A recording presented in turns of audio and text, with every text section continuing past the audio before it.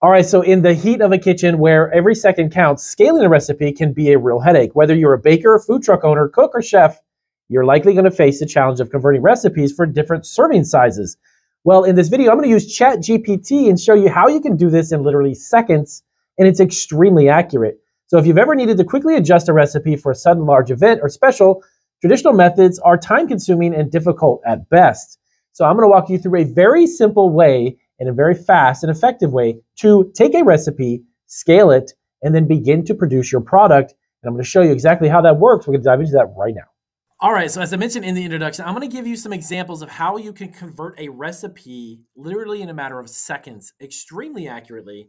And this is going to be great for caterers if you're looking to do large events and you need to scale specific recipes. Bakers, if you're looking to create a multitude of cookies and you need to make, let's say, instead of 36 cookies, you need to make 3,000 cookies.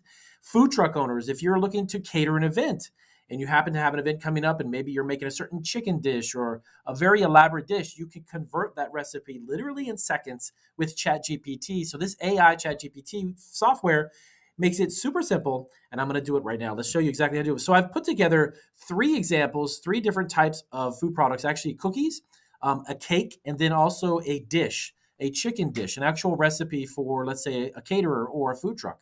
And I'm going to show you how we convert that. I have to convert the following recipe from 36 cookies to 500 cookies. Please take this recipe and convert it. Fantastic. So then I'm going to copy and paste. I actually put together a recipe real quick. Here we go. So the way ChatGPT works is that you have to prompt it. Now, you may or may not have seen some of my other videos, but I'm going to show you while this is actually working, I'll explain how this works. So the essence of ChatGPT, in order for it to work effectively, is how you prompt it, how you ask it. And if you use the right wording, you'll get a more accurate response. Now, for this example specifically, if you actually ask it to convert a recipe, you really, in essence, just need to say, hey, I have the following recipe. I need you to convert it from its original, let's say 36 cookies to 500 cookies because I have a large baking event coming up and I need to accurately bake 500 cookies. So that would be considered the prompt for you to ask it. And as you can see here on the screen, as a matter of fact, in the time it's taken me to explain this, it's already done. So to scale the recipe to 500 cookies, granulated sugar, 13 cups, light brown sugar, everything has been put to scale, is exactly what you need in order for you to achieve 500 cookies. Now, you could do this again with any type of baked good. And again, I'm going to give you 3 examples. The next one, I'm going to show you how a food truck or a caterer or an events planner or event specialist, if you're looking to catering a big business or a big event, and if you're a food truck and you want to increase the quantity of food you want available for a certain event, I'm going to show you how we do that. All right, so here it is. So I need to cater an event. The following recipe is for 4 servings.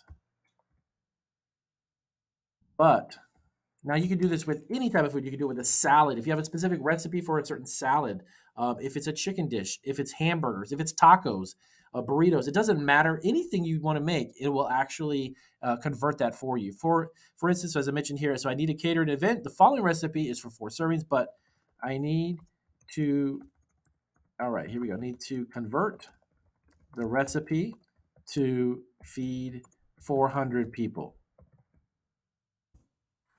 Now, this is a chicken dish. I just found the recipe online, and I went ahead and copied and pasted it. So again, you need to be as specific as possible and simply put down the quantity that it makes, and then the quantity you're wishing it to make, okay? If you give it a recipe, by the way, just a couple of quick notes. So this won't work if you simply just say, hey, look, I need to increase the size of this recipe, convert it. And then you give the recipe to it. It doesn't know what the reference point is. It doesn't know how many people the original recipe serves in order for it to convert to 400 or 500 people. So you need to make sure that the quantity you give it is accurate. And that way, it'll spit out exactly what it's doing right now. So if you look at a cater 400 people with that specific recipe, here it is. 300 tablespoons of olive oil, 150 pounds of chicken, seasoning, kosher salt, 100 teaspoons, 50 cups of chicken broth, et cetera, et cetera. And of course, it always says, please note the recipe. Now, the idea is that this will create the recipe for you. Now, your baking time or cooking time obviously would be much different because you're cooking a larger quantity of food. So it's not going to cook in like 30 minutes. It may take you a few hours to actually produce.